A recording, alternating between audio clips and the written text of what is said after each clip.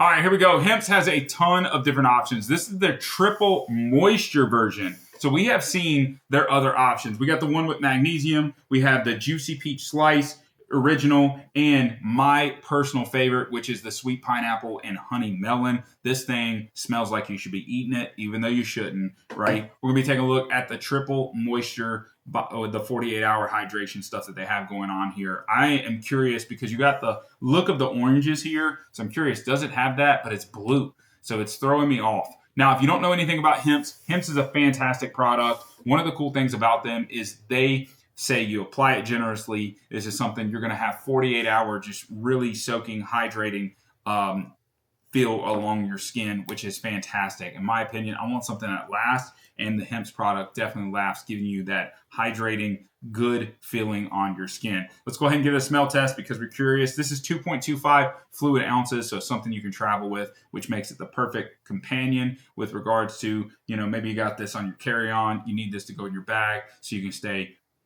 all the way up and moisturized. So, I don't know.